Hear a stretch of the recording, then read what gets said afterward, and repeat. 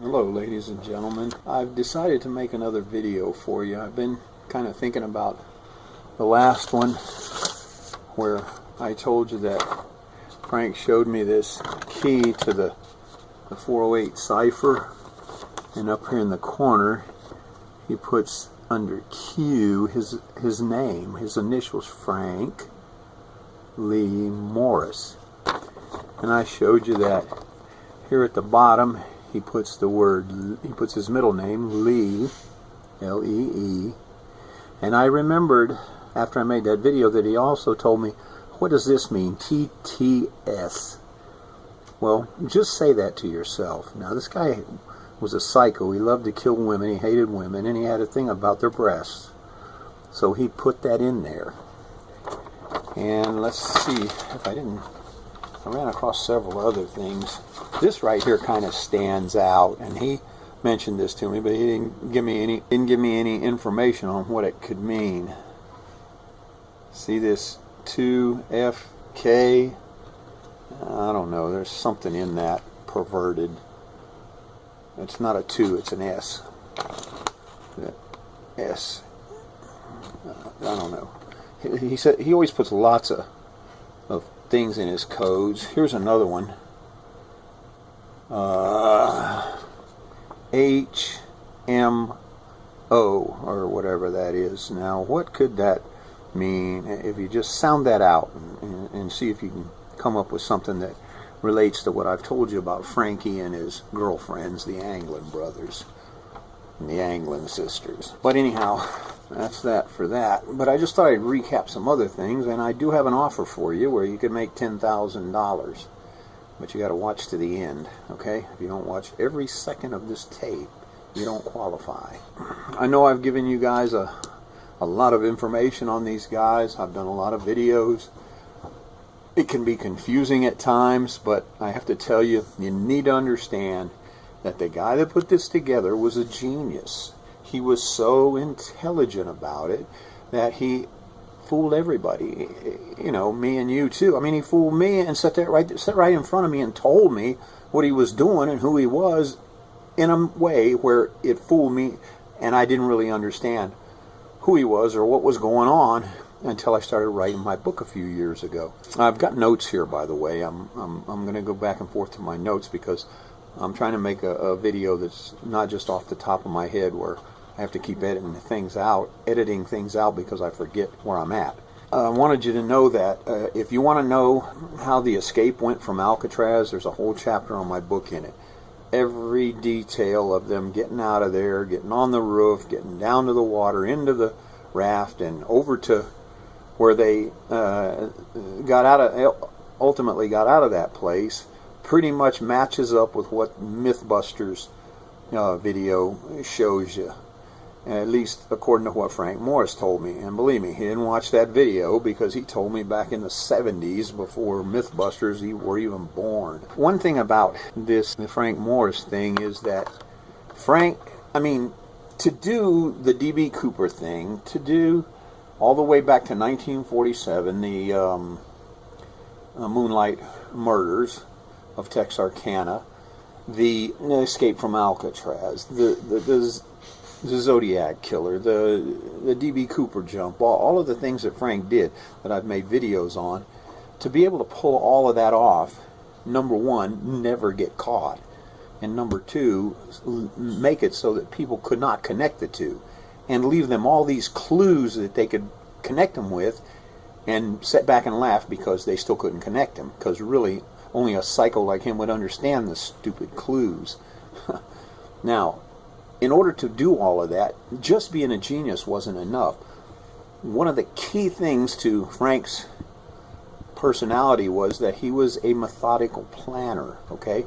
That's in the FBI files on him. I have videos on that. You can go look at them.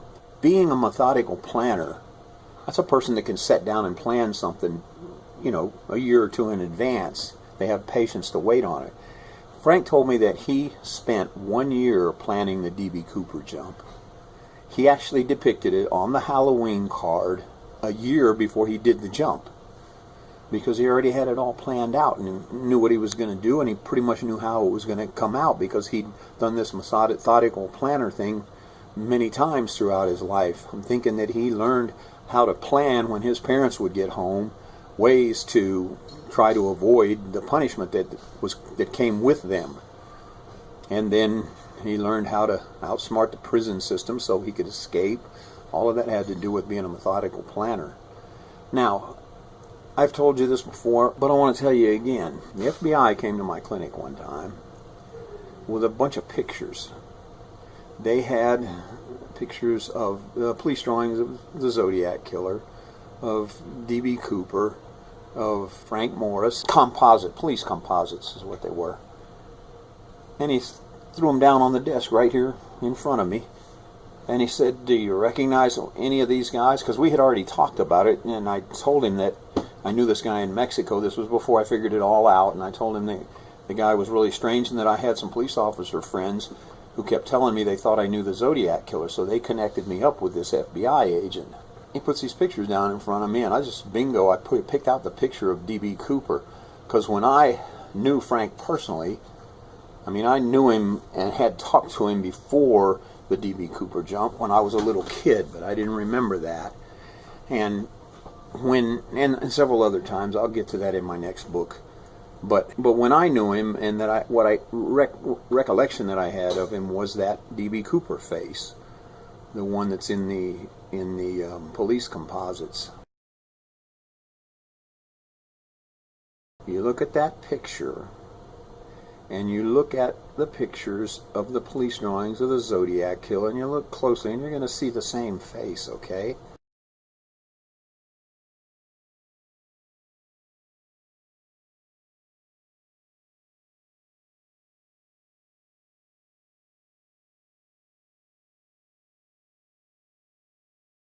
Same anger in it, because that's what Frank ran on.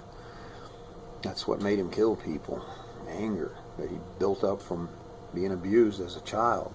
I guess he figured it was revenge for that or something. The FBI put the pictures. I picked out Cooper, and he's the guy that told me that not only had they always suspected Frank Morris as being D.B. Cooper and the Zodiac killer, that was their kind of main suspect, but they never told anybody.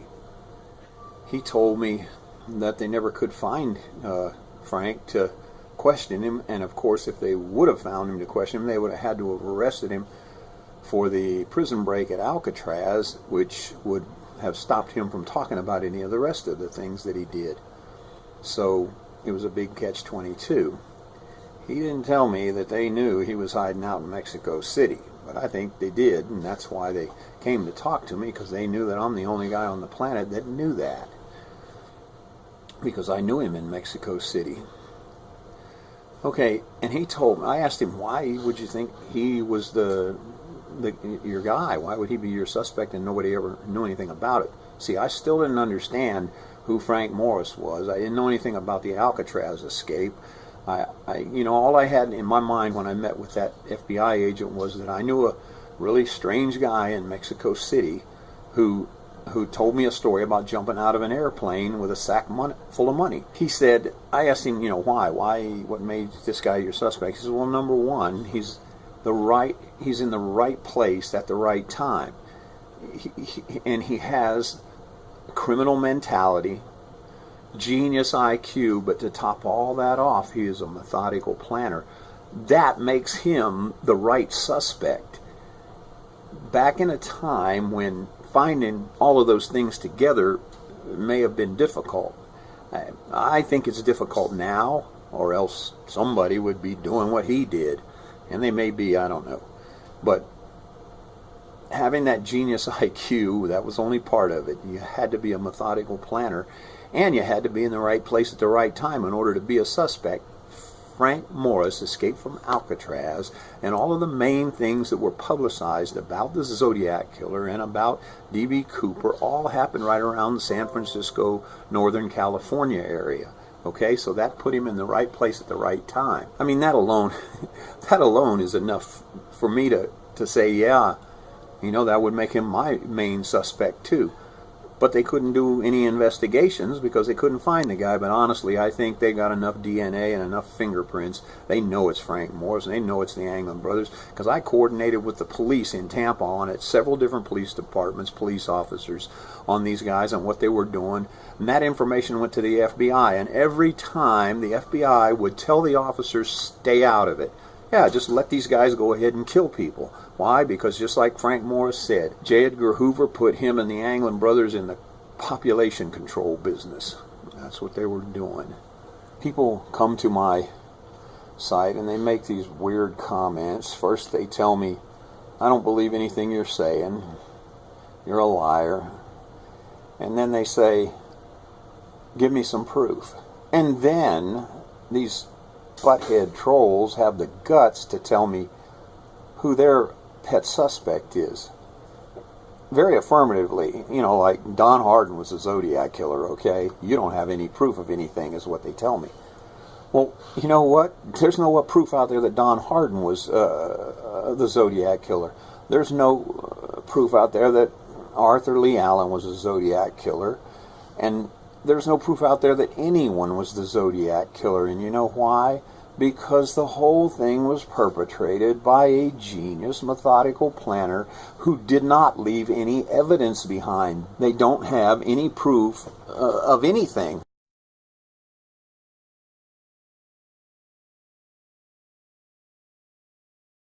Okay, so you trolls that keep asking me for proof, I want you to prove something to me, okay? You always come up and tell me who your suspect is, and you don't have any proof. You always cite something that you think is proof, which sounds like it was made up by a psychopath. Maybe trolls are psychos. They sure act like it. But anyway, for those of you who don't believe me, I'm going to make you a $10,000 challenge. Just so you'll understand that I wouldn't lie to you about any of this. I will give you $10,000 if you can come up with any kind of proof that I'm making any of this up, okay? Or if you can come up with any proof that any of this didn't happen or isn't true. That's a $10,000 challenge. But let me tell you this. Before you can collect it, you're going to have to memorize all 80 plus of my videos, and you're going to have to read my book about 5 times and memorize that. And I'll tell you why. Because if you don't, you're going to miss the only evidence out there that's real about these guys, because I'm an eyewitness, okay? And that's why I keep telling you trolls, I don't have to prove anything to you. I was there. I lived through it. I give my story just like I would give it to law enforcement, and it's their job from there on. You guys think you're armchair detectives? I mean, I get a lot of trolls that really think they're cops and district attorneys and lawyers, and all they are is butthead. You know, you think you're an investigator, go out there and start investigating. I've given you 80 plus videos of information and a book. Go through that and see what you can find there to connect things up. And I'll tell you what you're going to do. If you really do that and you look at it, you're going to go, you know what, nobody could make all of this up. That guy's telling the truth. He really knew the Zodiac killer. I dodged that psycho so many times. You know, I was thinking about the other day, I just keep remembering things. Remember things. It's driving me crazy. These guys had to have been behind me everywhere I went most of my life. I walked into a bar. There's a bar that in Tampa, it's called Sweat's Bar. It's still there. Down on 6 Mile Creek. They have these 2 double doors, and they'd opened them up like this. I don't know if it's still built the same. I haven't looked at it recently. And I walked in, and I stood in the doorway, and I looked across the bar. The bar went like this behind the door. And on the other side of the door, there's John and Frank sitting there talking to each other. And Clarence, I think, was standing up behind them. And I could see him say, hey, look who's here. And Clarence had this angry look on his face, man. They look like they're ready to kill somebody. And I asked the waitress, and she just come over to me, and she goes, man, I'm really scared. I go, what's the matter? She says, the guys over there. I told her, I says, I know they look like killers. I didn't recognize them at the time, but I memorized their faces, and now that I've looked at John Anglin's picture and Frank Morris's picture enough times, They match, believe me. She goes, I told her, why don't you call the police? She goes, we do. And by the time they get here, they're gone. And as soon as they leave, they come back. Well, this is what these guys do.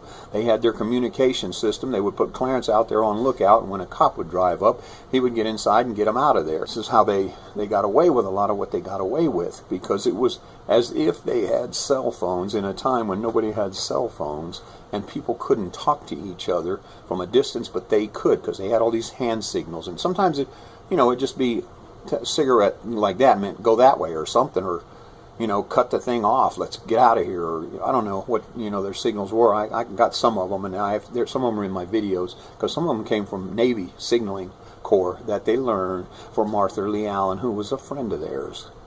Now I look across the bar and they're looking at me. I mean, I never seen anybody with the kind of murderer, angry face that John Anglin had on his face that day. They must have just come from trying to kill somebody and failed at it, and it was probably me.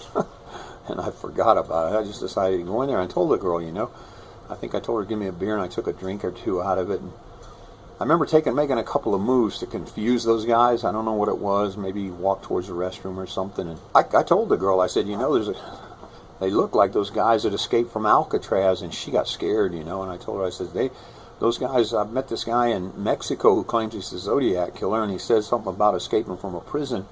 Those guys seem to be following me around everywhere I go. And she was really scared, that poor girl. I don't know, I hope she lived through the whole thing. But what happened was, I just told her, look, I'm going to leave. You ought to call the police or something. When I got outside and got into my car, when I started walking out the door, I saw them getting up. And I could see Frank tell John, come on, let's go. He's leaving. And when I got into my car, they were closing in on me. Frank was coming from one direction, Clarence from another, and John stepped in front of my car, and I stepped on the gas like, you're going to get run over, He jumped out of the way, and I kept going. That was the end of it. But there's a whole bunch of other stories. John came into my house, tried to get my gun off the bedside stand, and I beat him to it. I have to tell you that in a book someday or a video. That's really crazy. I almost shot the guy in the ass while he was running out the damn door. Now, they tried to get the girl across the street from me. She runs over the house and yells at me, come bring your gun, David. And I went home with her, and she said these guys were trying to get into her house, and she could hear them turning the doorknob. These tricksters would try to go into open homes. They've been in my house at least 3 times. Nearly got my mom when I was a little boy, and I got a lot of stories to tell you if I haven't already, but it's wearing me out.